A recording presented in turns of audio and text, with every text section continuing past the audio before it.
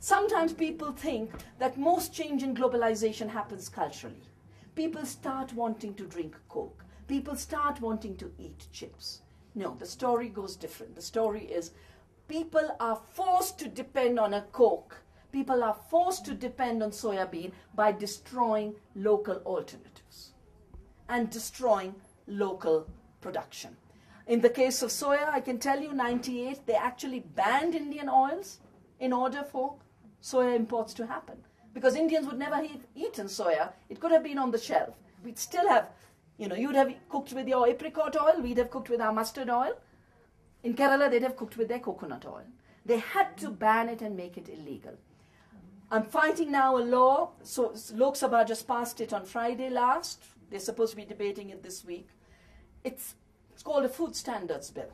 Now, everywhere in the world, the pretense of food safety has been another way of dismantling local food economy. Yeah? They say, oh, it's dangerous for you. Cooking with your hands is dangerous for you. Cooking in a kitchen with a fireplace is dangerous for you. Serving food locally in a church is going to kill you. So what do you have to do?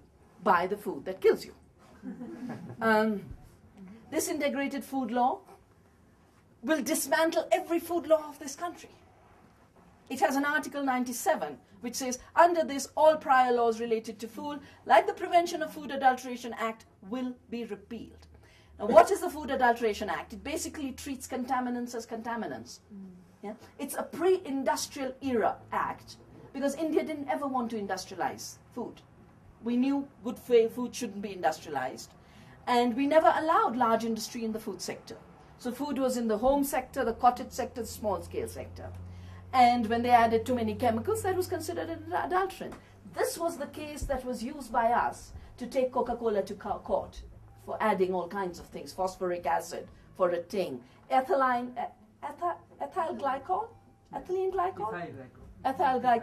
that lowers the freezing temperature, which you put in cars as antifreeze. It's put as antifreeze into Coke out here. Now, these are not edible substances. And we were suing Coke. And the last hearing in the courts, Coca-Cola, this is before the law was debated and brought to Parliament. Coca-Cola brings out this law and says, you can't try us under the Prevention of Food Adulteration Act because there's a new law coming under which all this will be allowed. How will it be allowed? Big industry is deregulated. Who is then regulated? The tiny woman making a little momo on the street. Someone making chai on a corner.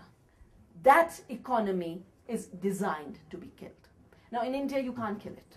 It's too big, it's needed. But what will happen is you criminalize it, it will go underground. And when it goes underground, what happens is the local policeman, each time he comes with his battery, he's chai de.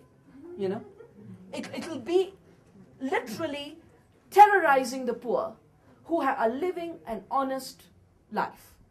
And the same identical pattern, I have a little booklet called Seed Dictatorship and Food Fascism, in which I've analyzed the seed law and the food law. And in the seed law, it's the same. Make farmers saving seeds criminals and deregulate the GM seed industry. In the case of food, it is make small producers, local producers of food criminals and deregulate the food adultering industry. This two-sided economy is the way this whole system moves.